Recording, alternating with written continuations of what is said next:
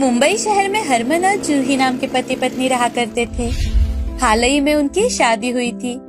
हरमन और जूही दोनों को ही घूमने फिरने का बहुत शौक था, इसीलिए उन्होंने सोचा था कि वो हनीमून के लिए लद्दाख जाएंगे। परंतु हरमन की प्रमोशन होते होते रुक गई थी और उनका ट्रिप वो बुरे मौसम के चलते कैंसिल करना पड़ा। जूही इससे बहुत मायूस थी।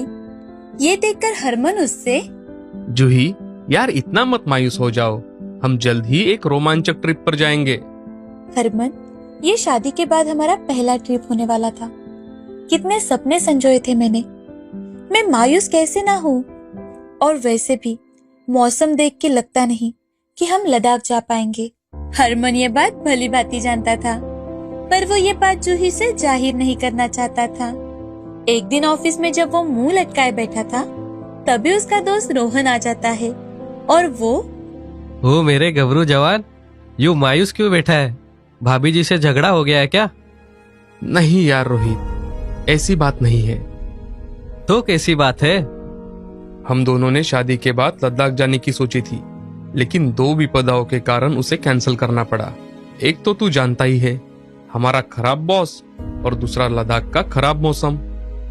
रोहित को अपने दोस्त के लिए बुरा लगा, तभी उसे सहानुभूति देते हुए वो, हरमन, मुझे दुख है कि तुम दोनों वहाँ नहीं जा पाए, लेकिन अगर तुम चाहो तो भाभी जी को तुम मेरे गांव ले जा सकते हो। वहाँ का मौसम और खाना दोनों ही बेहतरीन होता है। भाभी जी को वो जगह जरूर पसंद आएगी। सही में?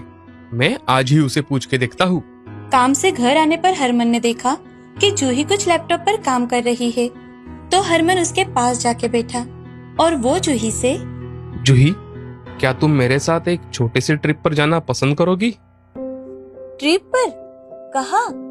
एक बहुत ही अच्छी जगह है, वहाँ चलोगी तो पता चलेगा।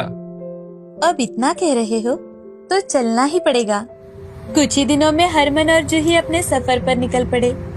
रास्ते में ठंडी ठंडी हवाएं, खूबसूरत नजारे देखकर जूही का मन खुश हो रहा था और जल्द ही वो रोहित के गांव पहुंच जाते हैं। हरमन और जूही गाड़ी से नीचे उतरे, तभी उनके पास एक आदमी आया जिसने आदिवासियों के वस्त्र पहने थे। गांव में आपका स्वागत है। मैं हूँ आपका गाइड भैरवराज।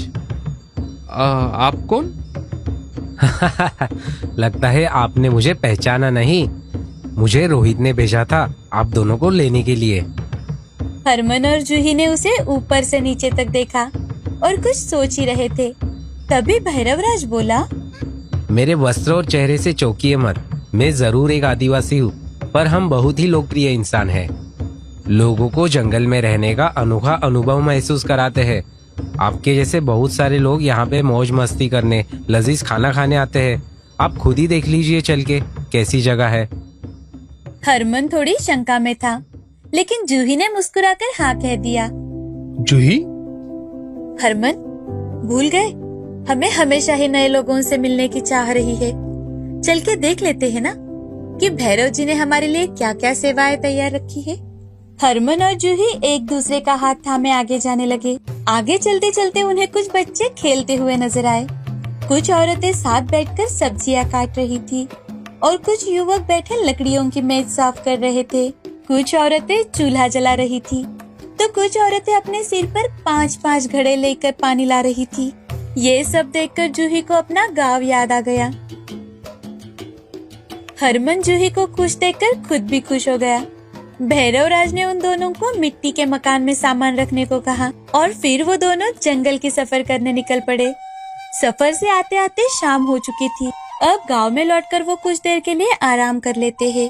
फिर भैरवराज उन दोनों को युवाओं के डांस प्रदर्शन को देखने के लिए ले गए।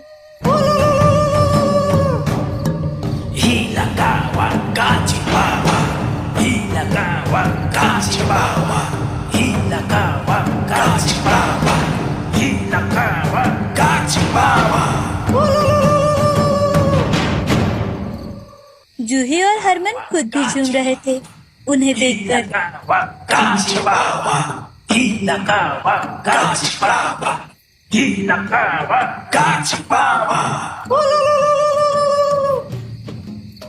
अब रात होने तक दोनों बहुत थक चुके थे। अब दोनों यहाँ ठंडी हवा में आराम कीजिए, मैं काम पर लग जाता हूँ। भैरवराज मुस्कुराया और उसने बैठने को कहा।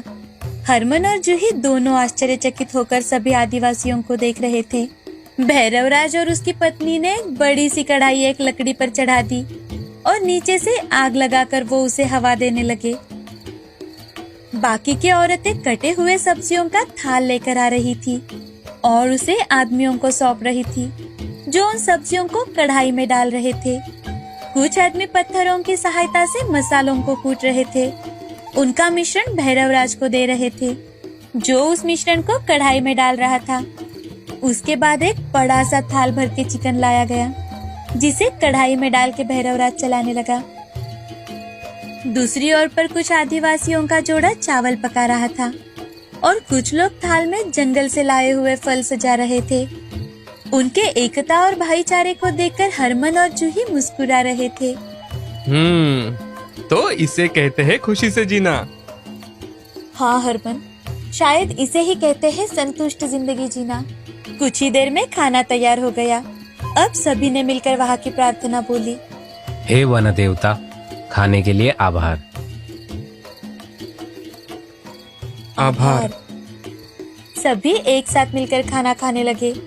हरमन और जूही ने जैसे ही भैरवराज ने बनाए हुए चिकन को चखा, वो चौंक गए, क्योंकि आज तक उन्होंने इतना अच्छा चिकन कभी नहीं खाया था। उसका स्वाद शहर के चिकन से कई ज्यादा अलग था। दोनों ने चाव से सभी दावत का मजा लिया और फिर तारों को देखते हुए बाहर सभी आदिवासियों के साथ चैन की नींद सो गए। उन्होंने भैरवराज को शुक्रिया अदा किया इतने रोमांचक सफर के लिए। कई सारी अनोखी यादें लेकर वो घर के लिए निकल पड़े। रास्ते में बातें करते हुए हरमन, जूही, कल तो मजा ही आ गया था। इतने खुशमिजाज लोग और इतना बढ़िया खाना, वाह वाह। सही है हरमन, मैं सोच रही हूँ उनके वेबसाइट पर रेटिंग दे दूं। जूही ने मोबाइल पर भैरवराज के गेस्ट हाउस और सर्विसेज के बारे में ढूंढा, पर उसे कुछ भी नहीं मिला। इस बात से वो दोनों चौंक गए थे और फिर उन्होंने तय किया कि वो भैरवराज और उनके साथियों के कला के बारे में दुनिया को बताएंगे। और फिर क्या था, जूही ने भैरवराज और उनके साथियों के साथ जो फोटोज और वीडियोस लिए थे उसे सोशल मीडिया पर डाल दिया और जल्द ही भैरवराज का अनोखा खाना और जंगल में रहने का मजेदार अनुभव लोगों तक पहुंच गया और आदिवासियों का वो अद्भुत गढ़ मशहूर हो गया। शुक्रिया रोहित, अगर तुम ये सलाह ना देते ना तो हम इतने अच्छे खाने और इतने